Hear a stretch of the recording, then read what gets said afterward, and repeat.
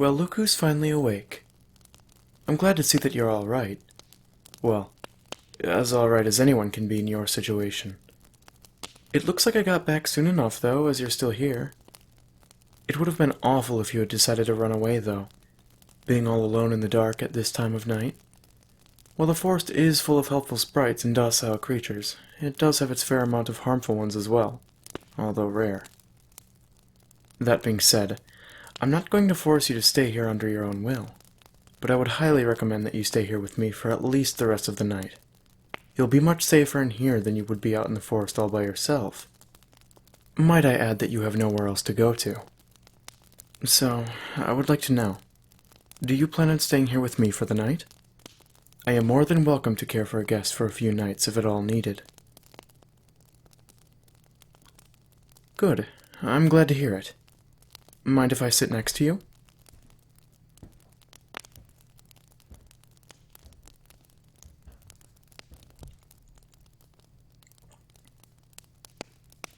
Since you'll be in my care for the night, I would like it if you would drink this. It's a sort of herbal concoction that I've created. It'll help to ease your pain, nullify your stress, and it also acts as a sedative, meaning that you will be able to rest quite easily tonight, even after everything that's happened to you. I understand that you may not fully trust me as of current, but healing is my specialty. I view life as sacred, and as such, I have no need or will to harm you, but take that as you will.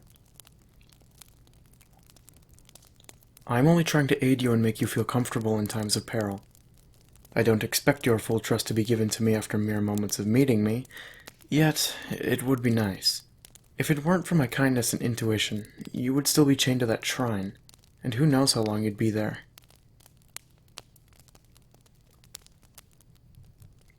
How do I know about your exile?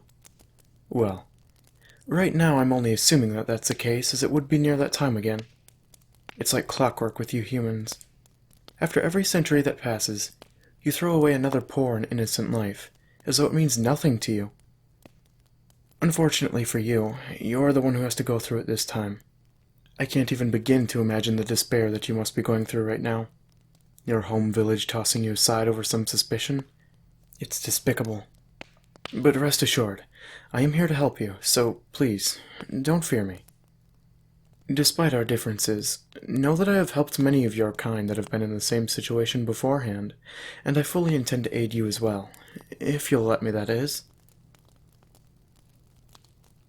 I understand that you humans associate your protection and well-being with the magic of the forest, and you'd be correct. The forest itself has a habit of sustaining all life around it, but on the flip side, it tends to weed out the bad from the good from time to time.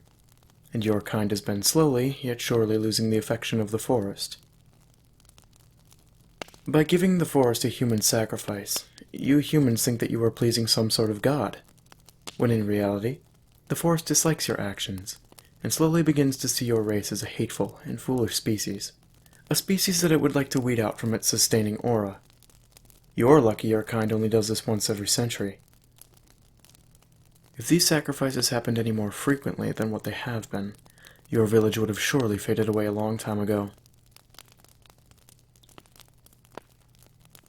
It's not necessarily your fault, though. All throughout time, humans have been looking for things to give their praises to, and since the forest has been protecting you all for so long, it's no wonder why you all see it as a godly or holy figure. Unfortunately, the forest does not want to be viewed as some sort of deity to be praised, especially if innocent lives are being snuffed out in its stead.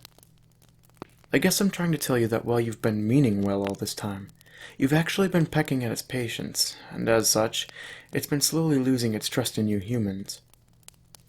Which isn't a very good thing, if you plan on living peacefully under the protection of the forest. It's sort of like biting the hand that feeds you. But I suppose what's done is done. There's no use in you worrying about it anymore, as it's not your problem to deal with. All we can do now is watch and observe as your old homestead slowly loses the appreciation of the forest, and eventually disappears. Although it probably won't happen in your lifetime, I will still be around to witness it with my own eyes, and although I don't inherently hate humans, I will surely rejoice at their fall, For you, and for all of the other poor souls that have been exiled.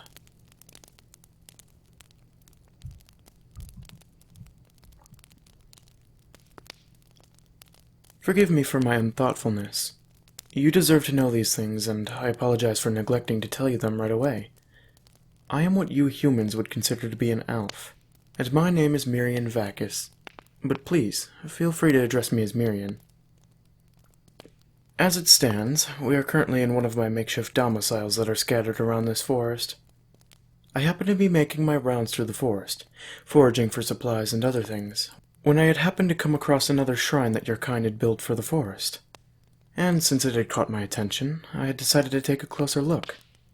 Yet I was fairly disturbed to see a human being chained to the floor of the shrine, all alone and in the dark, cold and most likely scared. I quickly unchained you and brought you back here to my home without a second thought. I didn't think that 100 years had already passed, and as such, I really wasn't searching for a sacrifice this time, so I guess it was just dumb luck that I had found you. I figured that you would appreciate being in a comfortable, warm, and dimly lit room, as opposed to the cold darkness and the openness of the outside. So, that is who I am, and that is where we are. I am pleased to formally meet you. And you are? What an interesting name. It's certainly a human name. Nice to meet you.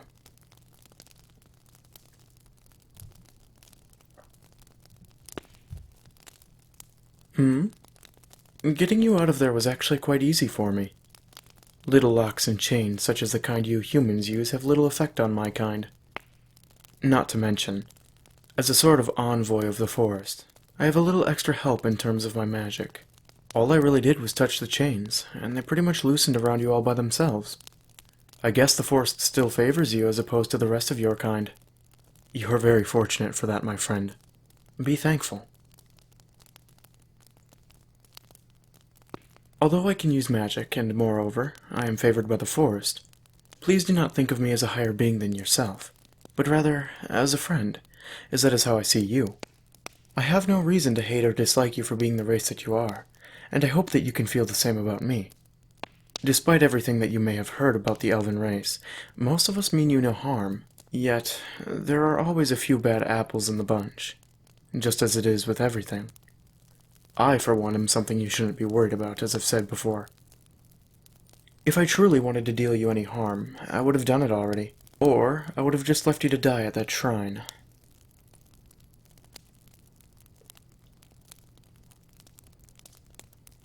Do I have a family? Well, of course I do. I just don't happen to see them very often as I've chosen to live apart from them. They all live together in a community such as you humans do. But it's very, how do I say this? It's almost as if the other elves live in luxury, or that they require a certain standard of living that isn't shared by most other beings. Living in lavish buildings and castles, dressing elegantly, and, for the most part, they spend their time either researching or drinking wine and being in good company with each other. I decided that their way of life was far too boring for me, so I left and began living in this forest. I enjoyed coexisting with other creatures and learning how to hold my own in a place where everything wasn't just handed to me. I enjoyed it much more than listening to the same stories every night.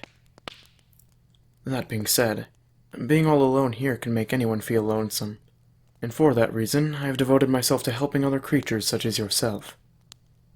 It gives me a feeling of dignity that I didn't have while living in luxury. I should also mention that your idea of a family is much different than an elf's view of a family.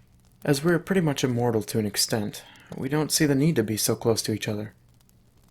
Granted, we do appreciate the time that we spend with one another, but since we basically have all the time in the world, we don't see the need to have very tight-knit bonds after maturation. It's just the way we are, like it or not. But let's stop talking about me. I don't want to bore you whilst explaining myself. Although it may help you to fall asleep, which wouldn't be a bad thing. Speaking of which, did you like the drink I gave you? As your cup is empty, I can assume you did. Your head probably feels as though it weighs a ton right now.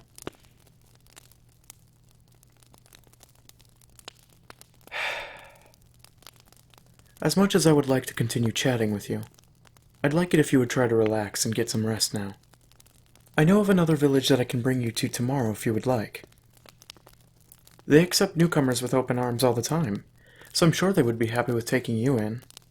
Either that, or if you would like to stay with me for a while, you can. I wouldn't mind having a little company for a few years. Anyways, get some rest. I'll have breakfast and tea ready for you in the morning. If you need anything, I'll be in the other room, so feel free to come and get me if needed. Good night.